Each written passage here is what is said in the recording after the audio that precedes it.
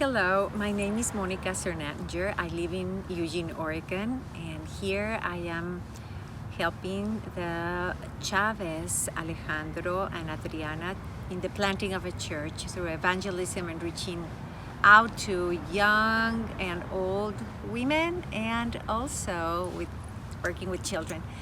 And one of my passions in life has been reaching younger women, making disciples of Christ of them, and teaching them to not waste their lives. I myself wasted much of my youth, but there is an abundant life. And when I discovered that in my late college years, it has just been wonderful. It was 5 years ago that the Lord opened the opportunity so that I would be working with girls from 2 assemblies here in Oregon. And what we did is we were studying this material called the 5 aspects of femininity for young women. And we would get together once a month for a long weekend, 4 sessions, and we would have fellowship. After 6 months, when we finished the study, of course, we had a very special relationship between them and also with me. Through the years, every year we would continue to get together and do a small teaching, prayer time, and fellowshipping.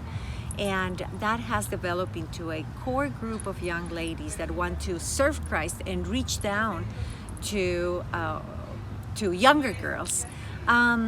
Last year, we decided together with the Norris family and the Chavez that we wanted to have a camp for girls, and about 30 girls from the 5 assemblies here in Oregon came here to Eugene. And Arlene gave excellent 5 teachings. They were excellent teachings. And also, it was very neat to see this core group of young ladies being the counselors to the younger ones. And that is the hardest job, really. And it was just neat to see how they were doing it and being excited about. And even through the year had been continued to reaching out to the younger girls in their assemblies.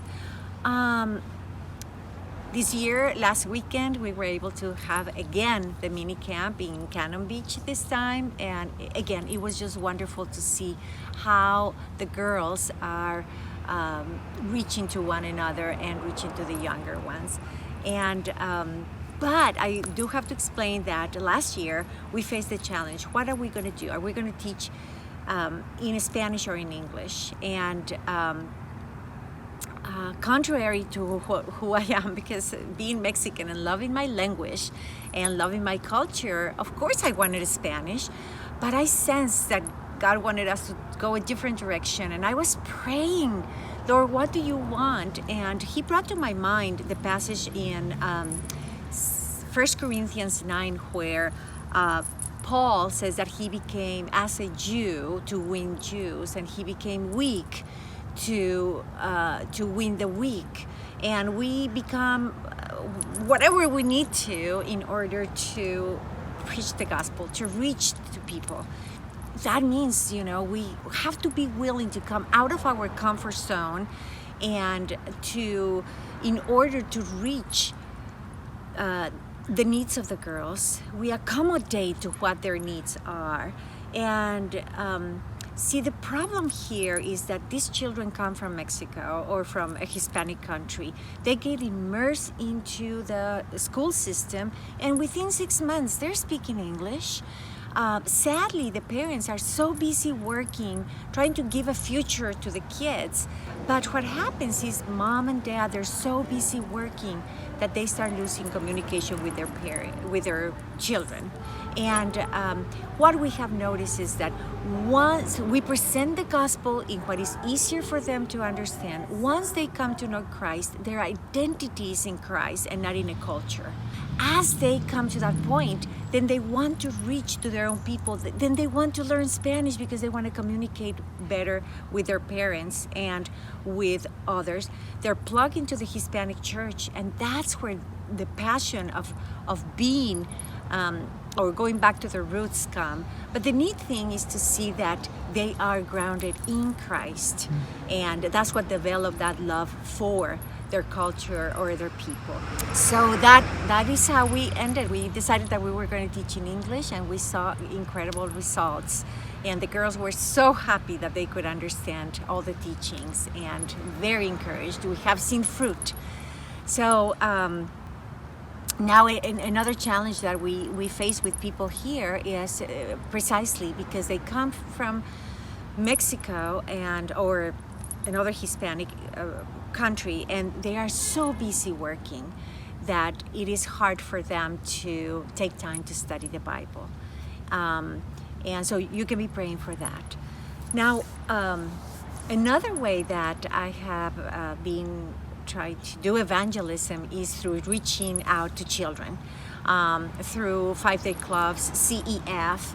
And I have been really encouraged because one family in our assembly, they have an older, a girl that is around 17, and she started being involved in helping with these clubs when she was 14. And so last year we were doing time release classes, and we did it all year long. But then she wanted to also keep serving the Lord during the summer. So we went ahead and went to a camp that is called Christian Youth in Action, and for 7 days got prepared, and she helped, I think, more than 6 weeks with this program, and she loved it.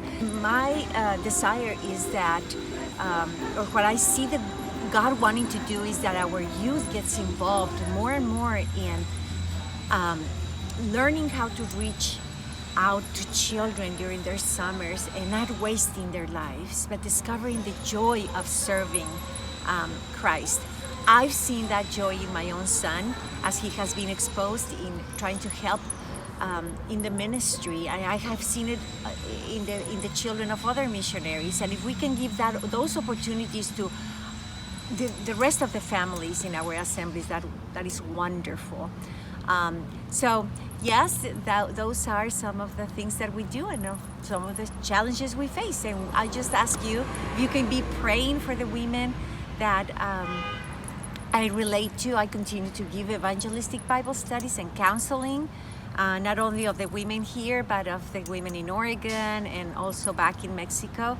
And please be praying for that our love for one another will just grow and we can continue to reach out to others. Thank you very much.